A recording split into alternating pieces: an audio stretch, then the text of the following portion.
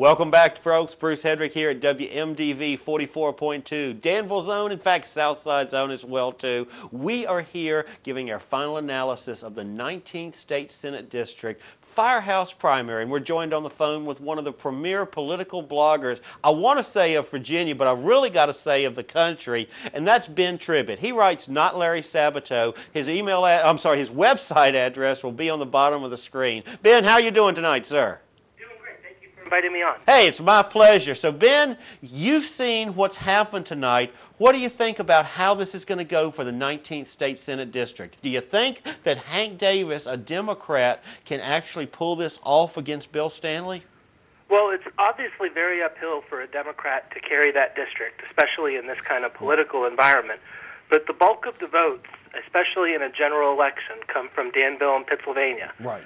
And so Bill Stanley did a great job getting out his vote in Franklin County to win the nomination tonight, but he is limited in the special election in how many votes he can get out of Franklin County. He is going to have to get some significant number of votes that he did not get tonight out of Danville and Pennsylvania. So while I wouldn't call it a toss-up, Bill Stanley still has a lot of work left to do before he becomes the new state senator. I definitely agree with you. Now, Ben, one thing I found interesting about this was Melvin Adams' performance. Melvin Adams came up with, and I'm looking at my big board here, 761 votes in second place, and that was with almost no campaigning in the Danville, Pennsylvania County area. Now, given this was a 10-day campaign, it was a lightning round, Melvin Adams didn't even show up at last night's Tea Party meeting in Danville, sending a representative in his place. I had put Melvin Adams as pretty much dead in the water, and he really surprised me with these numbers. Well, what his numbers reminded me of, there's been a couple of circumstances like this around the state where the smartest campaigns in special elections and in nomination contests like this are the ones that do exactly what he did tonight, which is you focus on your home area and bring out the vote. If you think about the number of voters that are in any given precinct on a normal election day in any county, it's more votes than what Bill Stanley won with tonight. If you could get out just your neighborhood in large numbers, say the number of people who vote in a gubernatorial general election in one precinct, you could win the nomination tonight. And the smartest candidates don't spend their time on the road darting around trying to find a couple votes here and a couple votes there. Right. They get out their home areas. And that's where he came in second tonight. And I've seen circumstances before where candidates won the nomination just by winning their home area. Right, and what you're saying, especially the way that this primary was designed with only 6 locations in the vast area of the 19th State Senate Direct. I mean, we had people in Pennsylvania County that literally had to drive 20, 25 miles to get to their area, to get to their voting precinct in Pennsylvania County. So that made it very difficult, and like you said, with the Franklin County area, the numbers show exactly what you said. Well, and we had a situation in Northern Virginia a few years ago where there was a school board seat that was in a Republican part of the Fairfax County. And the school board elections in Fairfax are actually larger than a House of Delegates election because the county is so large. There's more constituency for a school board than for a House of Delegates.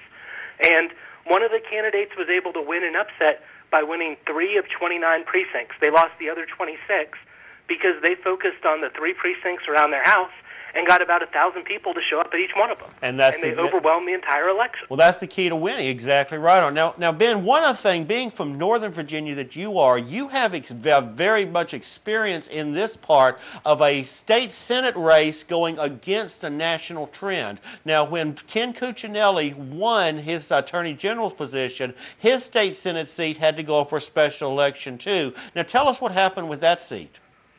Well, in a low turnout special election, the Democrats ran a member of the House of Delegates, and he was able to get turnout from his House of Delegates district. And he didn't win a whole lot of precincts outside of his district, which was in the Burke area of Fairfax County.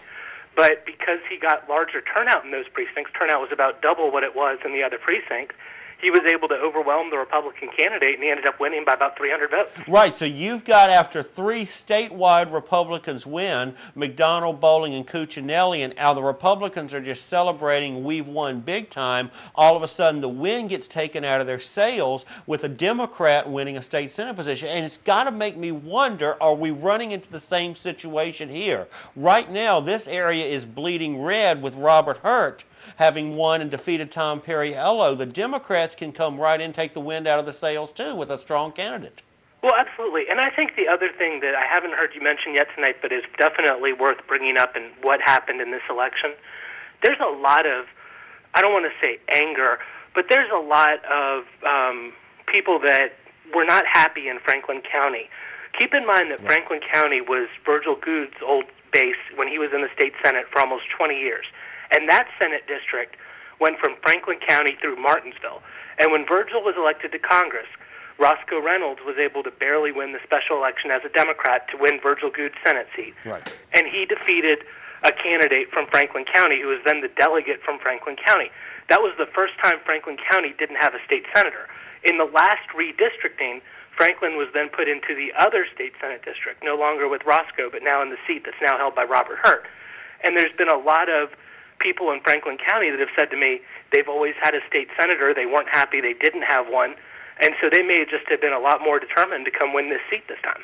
You know, that makes a lot of sense as well, too. Now, we've got to look at all of these district lines. Well, of course, with Bill Stanley winning today, and whoever wins this, that's only a one-year term, then the district lines are redrawn. God knows what this area could look like, because there's only 40 state senators to go around Virginia, and this state Senate district could look totally different next year.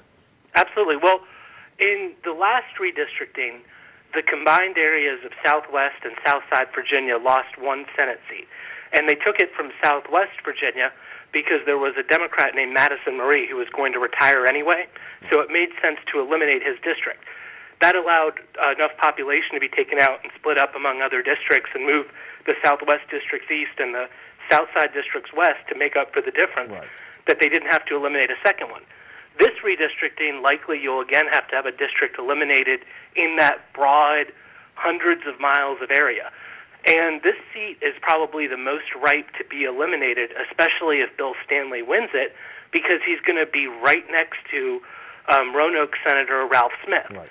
So don't be at all surprised if Ralph Smith and Bill Stanley's new district is the same one in Roanoke and Franklin counties, and Roscoe Reynolds comes in to pick up the city of Danville. It wouldn't surprise me one bit. I appreciate it. Folks, talking with Ben Tribbett. Ben Tribbett is an expert political commentator, NotLarrySabato, and his website's down on the bottom of the screen for you, NotLarrySabato.typepad.com. I'll tell you, it's one of the places, it's one of my daily must-reads when I was writing Southside Central. I'm still writing it, of course, but it's one of the places I go for opinions. Whether I agree or not, it's very entertaining, and Ben really knows what's going on. Ben, I want to thank you very much. Hey, if you're ever down here in the Danville area, love for you to stop by and do a show with us sometime.